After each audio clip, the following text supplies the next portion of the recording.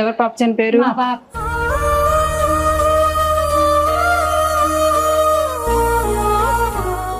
అంటే నువ్వు అడిగావు అసలు నీకు కష్టం వచ్చిందని ఎవరికైనా చెప్పావా? చెప్పినా ఎవరు రారండి. ఎవరు రారు కదా. మా అన్నయ్య పెద్ద అన్నయ్య 3 సంవత్సరాలండి మా భర్త చచ్చిపోయి ఒగ్గేశారండి.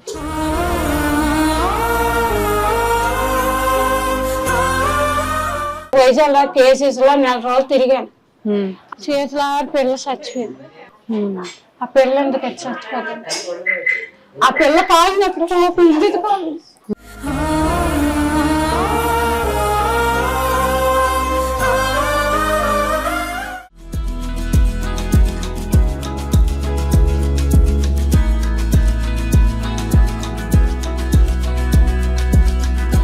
మీ పేరు? బుజ్జమ్మ అండి. బుజ్జమ్మ.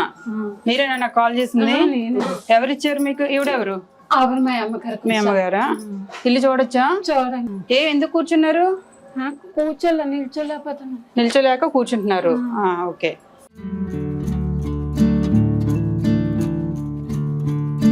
వంట చేశారమ్మా? లేదండి చేయలేదు. ఇంకా వంట చేయలేదా? లేదండి. ఆయన వంట పొద్దున్న చేయలే, టిఫిన్ చేసుకోవాలి. నేను వచ్చింది కూడా 7 గంటలకు, మార్నింగ్ 7 గంటలకు అనమాట. వాళ్ళు సోమవారం దీపం పెట్టావా? ఓకే.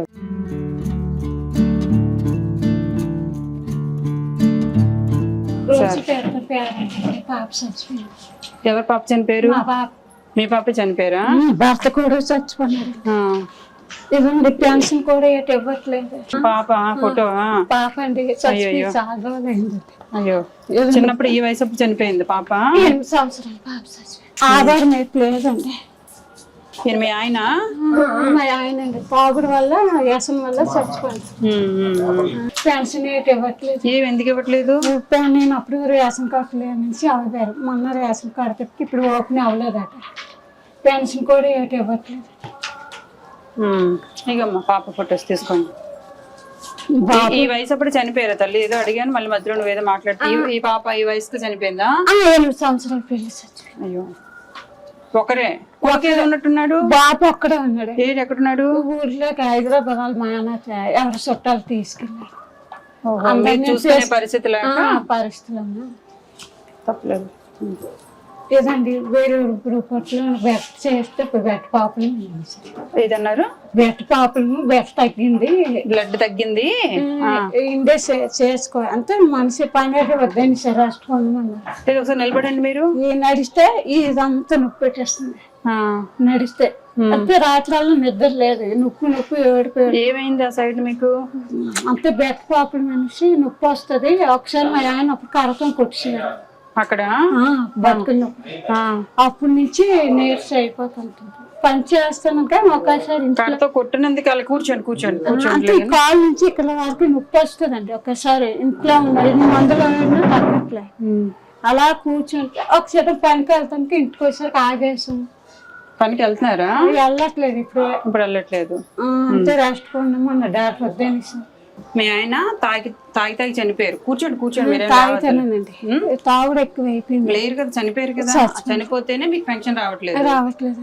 ఓకే. ఎన్నాళ్ళైంది మీ ఆయన చనిపోయి? 3 సంవత్సరాలు. 3 సంవత్సరాలు అయితే ఇప్పుడు రావాలి కదమ్మా? రావట్లేదండి. ఇళ్ళమే తిరిగి రెండో గవర్నమెంట్ కూడా వచ్చింది కదా. రావట్లేదు. తిరిగాను ఊర్లో కూడా తిరిగితే నువ్వు రేషన్ కార్డు పెడతాను అన్నారు. రేషన్ కార్డు మీకు ఇప్పటి వరకు లేదా? లేదండి, ఇక్కడికి వచ్చాక పెట్టామండి. సరే, మొత్తానికి ఆధార్ కార్డులో మీ భర్త పేరుతో పాటు మీ పేరు లేదు కాబట్టి ఇప్పుడు పెన్షన్ కి మీరు అర్హత కాలేకపోయారు. ఇప్పుడైనా మరి ఆధార్ కార్డు ఏంటిది రేషన్ కార్డు ఏదైనా పెట్టుకున్నారా? పెట్టామండి. వచ్చిందా రేషన్ కార్డు? వచ్చింది. మరి ఇప్పటి వరకు మీరు ఏ పని చేసుకుని బ్రతికారు మరి? ఇంటి పని చేసి బతికానండి. ఎన్నాళ్ళ నుంచి అమ్మ వెళ్ళట్లేదు? ఇప్పుడు 4 నెలలు అవుతుంది. 4 రోజుల నుంచి వెళ్ళట్లేదు. ఈవిడ కనిపించిన ఆవిడ మీ అమ్మగారు.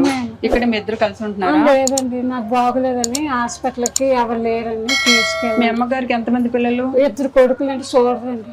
మీ అమ్మగారు మరి మీతోనే ఉండిపోవచ్చు కదా తల్లి? ఉండిపోవాలంటే నాన్న ఊర్లో పెన్షన్ కట్ట వస్తుంది కదా. నాన్నగారు అప్పుడు నువ్వు ఇక్కడ ఎందుకు? ఇల్లు రెంట్ ఎంత? 2 ఏళ్ళు అంటే పిల్లలు బయట పెట్టుకున్నాం కదా. ఎందుకంటే పిల్లలు చదువుతాను అక్కడ వైజాగ్ మధురవాడ స్కూల్. ఎవరు పిల్లలు? మా బాబు అక్కడ. ఇక్కడ హైదరాబాద్ లో ఉన్నాడు అన్నావు కదా. ఇప్పుడు సెలవులు అనేసి తీసుకెళ్ళాను, నాకు బాగోలేదని. ఓహో.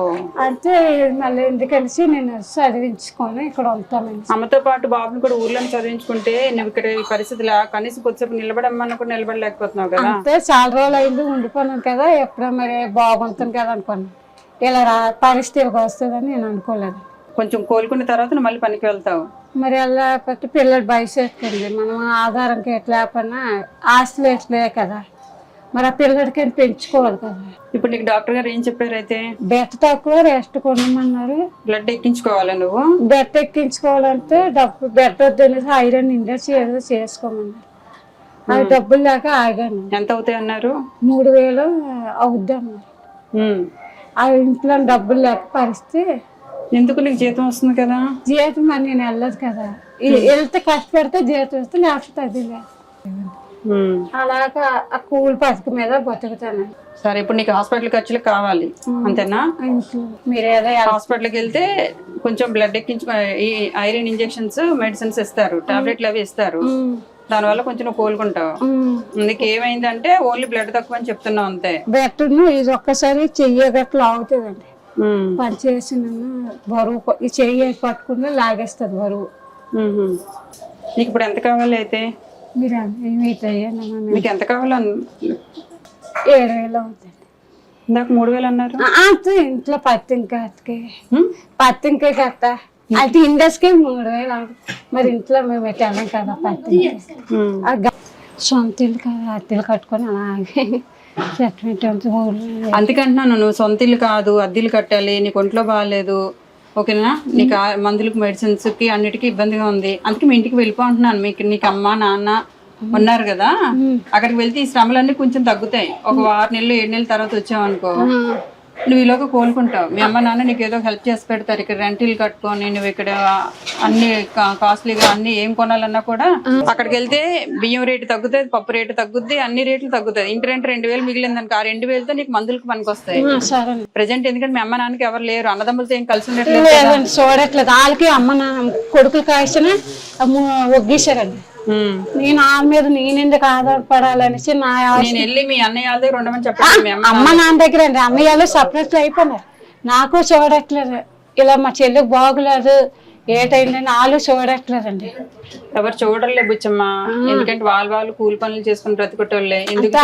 అంత ఆశ చూడాలని నాకు ఇప్పుడు మా అన్నయ్య పెద్ద 3 సంవత్సరాలండి మా భర్త చచ్చిపోయి ఒగ్గేశారండి. నా కాళ్ళ మీద నేను అలా బతుకుతాను, ఎవరికి ఆశ నేను పడలేదండి. అలా తల్లిదండ్రులు అలా ఆధారపడితే నాన్న నిన్నలాగా పనికి వెళ్ళి పెట్టుకోవాలి, ఆ పెన్షన్ వస్తుంది 4,000. సరే, నేనైతే అలా అద్దెలు కట్టుకొని ఉంటాను రండి, ఏదో ఒక అద్దె మిగులుతుందని. అయితే మీ అమ్మ నాన్న తీసుకొచ్చి అక్కడ ఖాళీ చేయించేసాయి. సరే, ఇంట్లో డబ్బులు ఎంత ఉన్నాయి ప్రెసెంట్? పేషెంట్ 200 ఉంటుంది. 200 ఉన్నాయి. మీ అమ్మగారు వస్తే ఏం తీసుకొచ్చారు? మా అమ్మ పప్పు మినపప్పు అదే తీసుకొస్తుంది, చింతపండు 6 నెలలకు సరిపోయినట్టుగా. వాళ్ళకి కొనుక్కొస్తే తెస్తాను, నాకు వాళ్ళకి పంటలు ఎకరాయి పొలాలు ఎట్లే కదా, బయట కొనేసి తెస్తారు. సరే, నేను రేషన్ ఇస్తాను, తీసుకుంటావా? తీసుకురండి.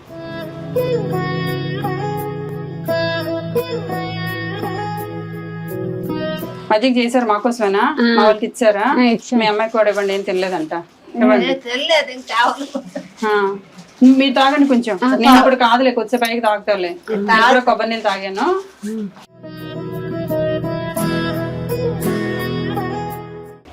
బలం వచ్చిందా? ఇంకోటి తాగు. అమ్మ బుచ్చమ్మ, మీరు ఎన్ని రోజులు అయింది వచ్చి? 15 రోజులు అయిందండి. 15 రోజులు అయింది. ఇక్కడ ఎందుకు ఉండడు? మీ అమ్మాయిని తీసుకెళ్ళిపోవచ్చు కదా. తీసుకెళ్ళిపోతుంది,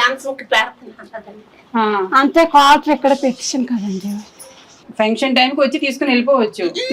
కొత్తగా పెడతదండి, కొత్తగా పెడతానని. సరే, కొత్తగా పెట్టిన తర్వాత వచ్చిన తర్వాత మీకు ఏదనిపిస్తే అది చేసుకోండి. అలాగే అలాగే. సరే, ఇదిగోందా అంటే హాస్పిటల్కి వెళ్ళి ఇంజెక్షన్ చేసుకున్నట్టు మనం వెళ్ళిపోతాం.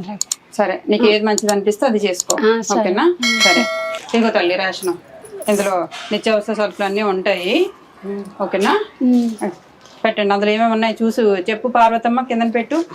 సబ్బులండి, కారం ప్యాకెట్లు, బిస్కెట్లు, షాంపులు, చింతపండు, పసుపు పసుపు పసుపు, నూనె ప్యాకెట్,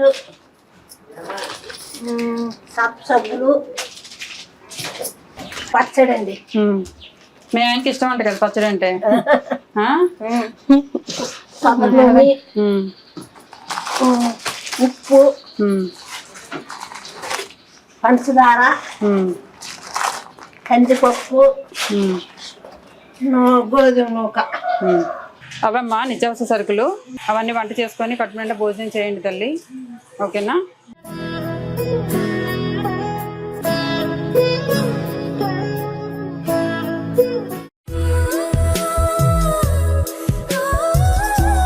సరే ఇవమ్మా చీర.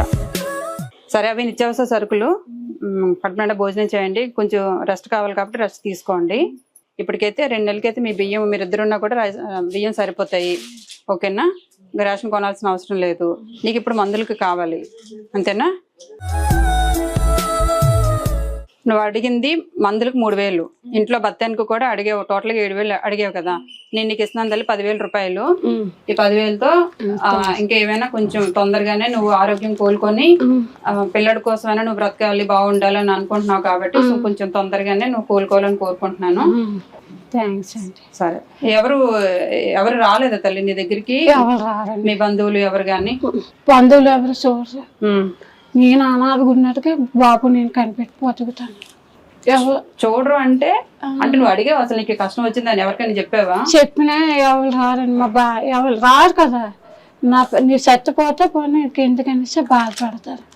అందుకే ఎవరికి నేను ఫోన్ చేసినా నువ్వు డబ్బులు ఉంటే నువ్వు బాగా చేసుకో, సబ్బు లేకపోతే లేదా. ఫోన్కి చేసినా ఫోన్ వాళ్ళు డ్యూటీలకు వెళ్ళిపోతాము, ఫోన్ చెయ్యి కానిస్తారు. మా తమ్ముడు కూడా రాడండి, మా అన్నయ్య అసలు రాడు. ఫోన్ చేసిన మాట్లాడరు. మా అన్నయ్య మా ఆయన చచ్చిపోయిన కాంచి నువ్వు ఎవరో నేను ఎవరో అనిస్తాను. ఎందుకు మీ ఆయన చచ్చిపోతే సొంత తోడబుట్టి ఎవరు మరి అంత దారుణంగా అంటారు కదా తల్లి. వదిలి మంచాలు కాదండి. వదిలి మంచోళ్ళు కాకపోయినా అన్నయ్య తమ్ముళ్ళు అలా. అన్నయ్య కొంచెం మంచోడన్నా వదిలు మారిపోతారు కదా. నేనేదో కష్టపడినా. మీ ఆయనకి ఆడపిల్లలు ఉన్నారా? అదే చెల్లెళ్ళు అలా ఉన్నారా? అది కొన్ని మార్పులు అండి. లేకపోతే నా పిల్ల పరిస్థితి వైజాగ్లో కేసీసీలో 4 రోజులు తిరిగాను. అతను అసలు తాగుడు మా అన్నయ్య. ఆ పిల్ల ఎందుకంటే చచ్చిపోతుంది. అప్పుడు మా పిల్ల బాగుపడి మా అమ్మ మా నాన్న చూసి చేతిలో పిల్ల చచ్చిపోయింది. ఇప్పుడంతా వయసు పిల్ల. ఆ పిల్ల ఎందుకు చచ్చిపోతుంది. ఆ పిల్ల తాగినప్పుడు ఎందుకు అవును, కష్టపడినవన్నీ కూడా తాగడానికి తాగడానికి చూసుకోలేదు. మా అప్పుడు జబ్బుతో సత్యసభలు ఆపుతలేదు. మా అమ్మ మా నాన్న అప్పుడు కూడా బాగోపోతే మా అమ్మ మా నాన్న చూసారు. మా అమ్మ వల్ల నేను బతికానండి, ఇంకెవరి వల్ల నేను బతకలేదండి. కష్టపడి రాలో నాకు చూస్తాను. ఇప్పుడు కూడానండి పెళ్ళైనా సుఖం లేదండి. నాకు పెళ్ళైనా చాలా చూస్తాను. ఇప్పుడు మాలాగా ఎవరైనా వచ్చి సాయం చేశారా? ఎవరు చేయలేదు. నేను నిన్న సెల్లా చూసి మీ నెంబర్ పుట్టాను. మీరు వస్తారని మేము కళ్ళని అనుకోలేదండి. ఎంతో పెద్ద సాయం చేశారు.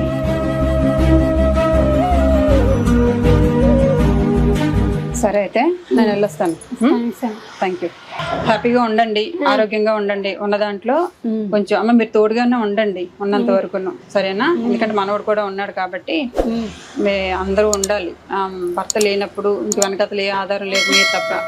మీరు ఆరోగ్యంగా ఉండి మీ అమ్మాయిని బాగా చూసుకోండి. వెళ్ళొస్తాను.